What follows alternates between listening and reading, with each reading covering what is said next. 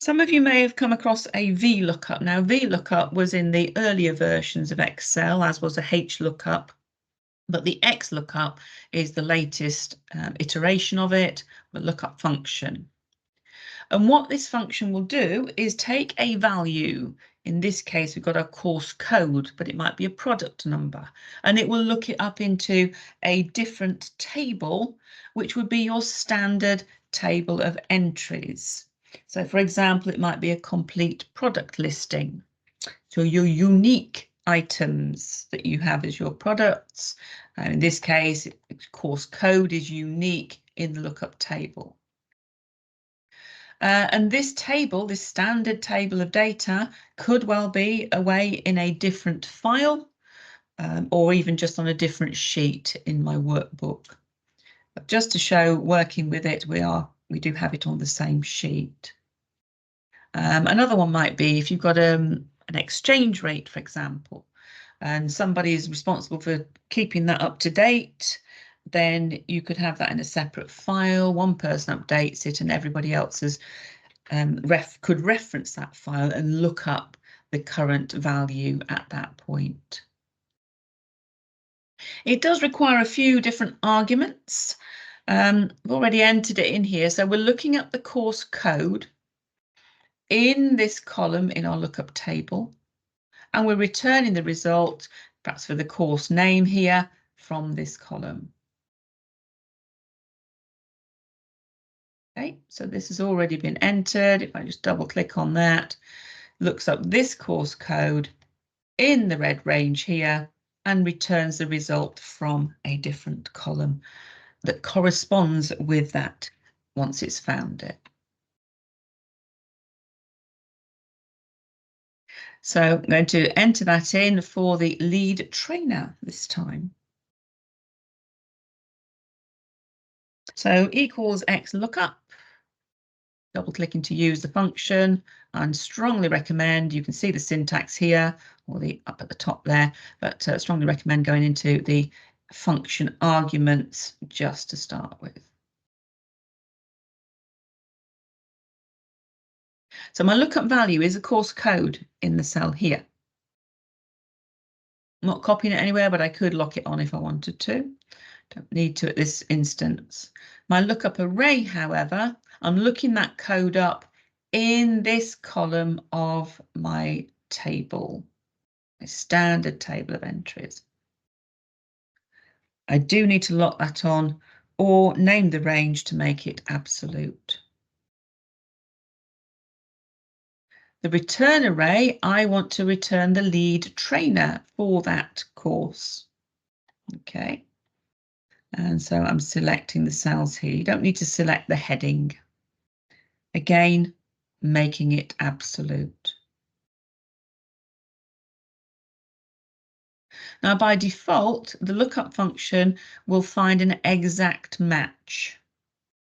So that's quite useful if your product codes include text, or if you're looking up someone's name, you want to find the exact name, the exact iteration of that, not just something that's, so it starts with A, yeah, it's close by, right? You want an exact match. If it's not found, we have an argument here, a box to enter what we'd like to display if it's not found. If I don't put anything in there, it will come up with the NA error. All right.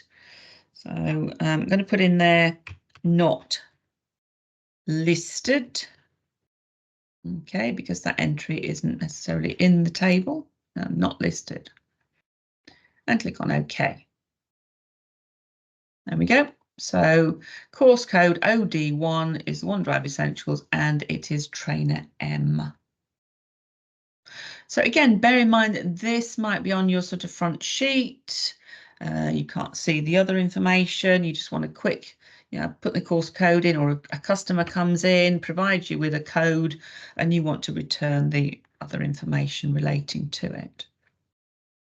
So if I change the course code here, and I put in there XL3, for example, noting that those course codes in my table over there are not in any particular order, Excel will sort that out for you.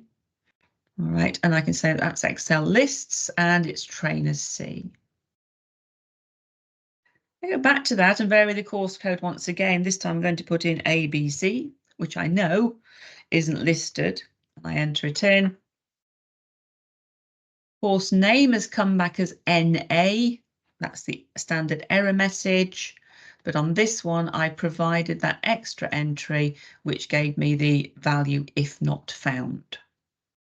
So if I go back to course name and just click on the FX, I could again make this one the same and add in there not listed. Okay, so really nice, useful option to be able to put some text in there if it's not a found value.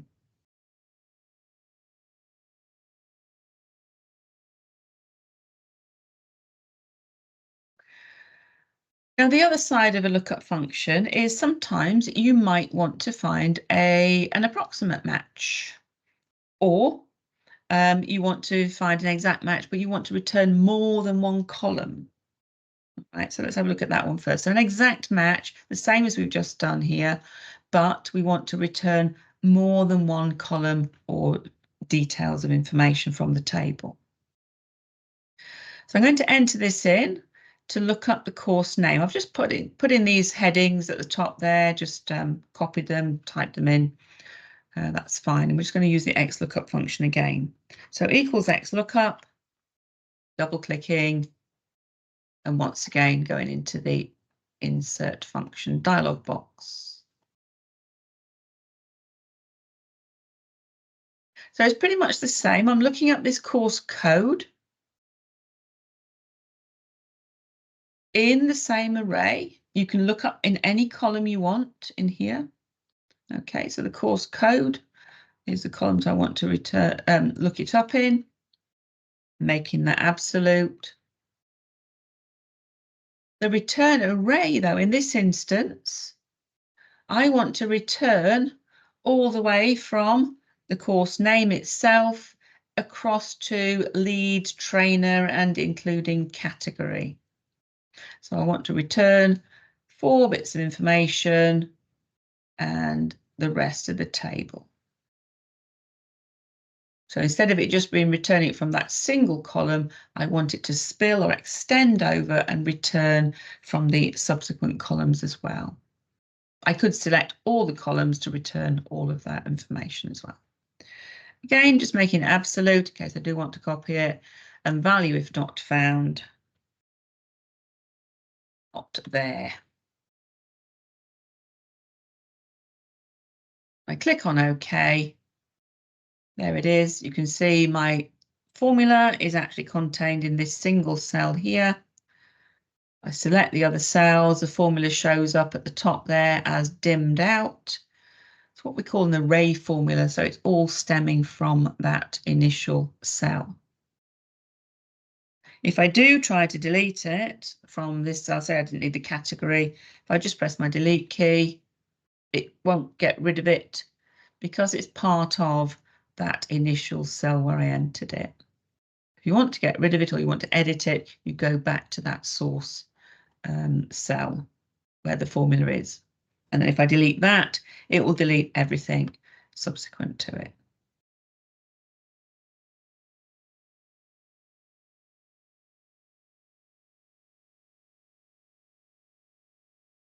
Okay.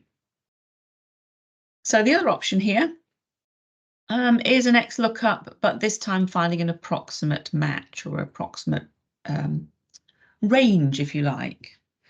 So if you've got maybe it's sort of something that falls between a range of dates, or it might be that you've got a number of years service here. So if Jack's done 12 years service, what's his holiday entitlement based on those 12 years of service? Okay, so that's what we're going to take a look at now. So still using the Xlookup, I'm looking up Jack's 12 years of service in this first column of my very small but perfectly formed table here. And what happens is that Excel, if you specify a match mode of -1, it will go to the start point and it will move up the values through these to say that, oh, it's more than 5 years. Is it more than 10 years? Yes, it is. It will get to the 15 and say, no, it's not that much.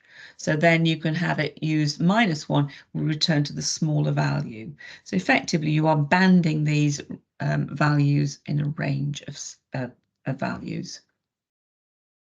So if I look up Jack's holiday entitlement using my Xlookup,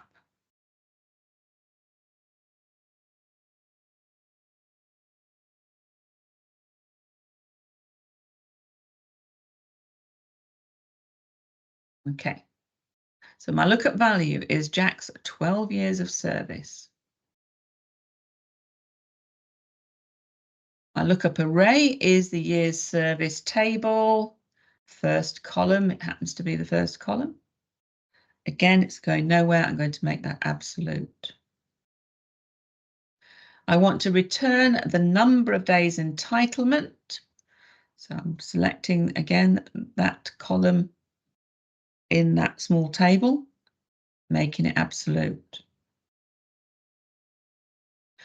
Now, the value if not found is relevant on this one. We don't need it because it's not an exact match, but our match mode is important.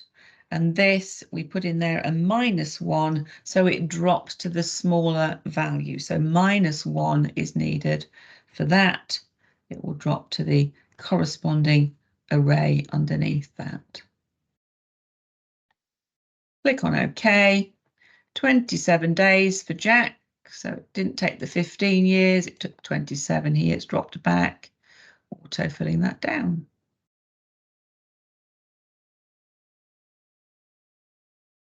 Same with the assessment grade. So equals my Xlookup. Looking up the percentage score.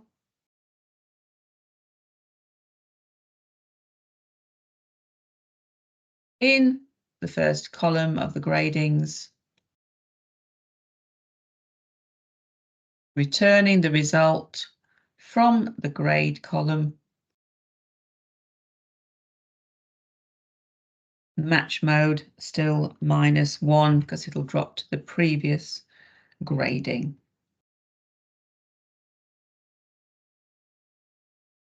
Okay, so 55% equates to a D.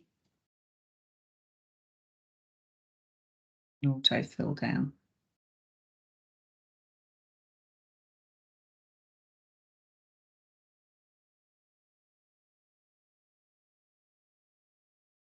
Okay.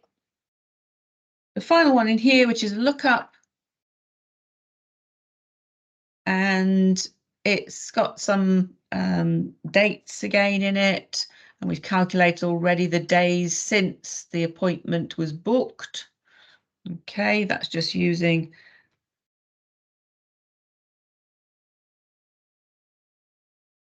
the appointment date minus the date when it was booked. So we did say we can calculate on dates and tell you how many days between those.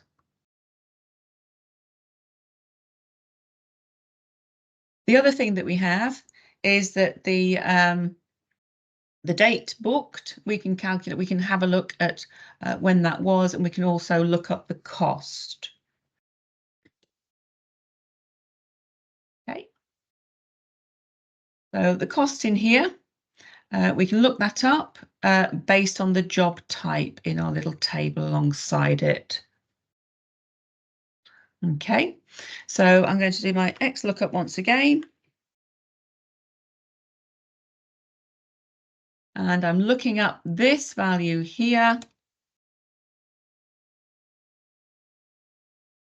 in this very small column, making that absolute. And I'm returning my result from the subsequent column in there.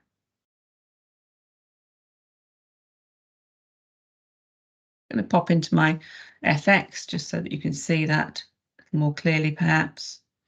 And again, if the value isn't found, I do need to denote that, again, I'll say not listed.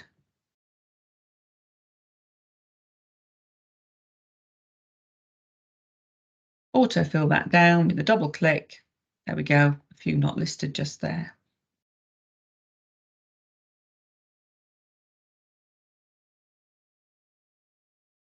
Finally, date booked and the week number.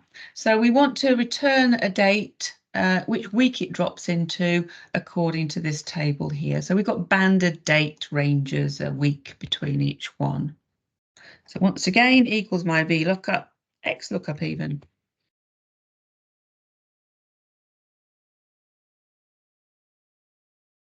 So my lookup value is the date booked, sorry, the appointment date,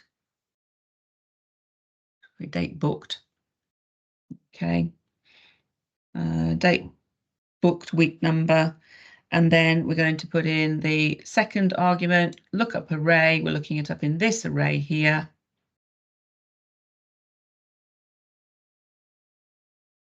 Our return array is the week number.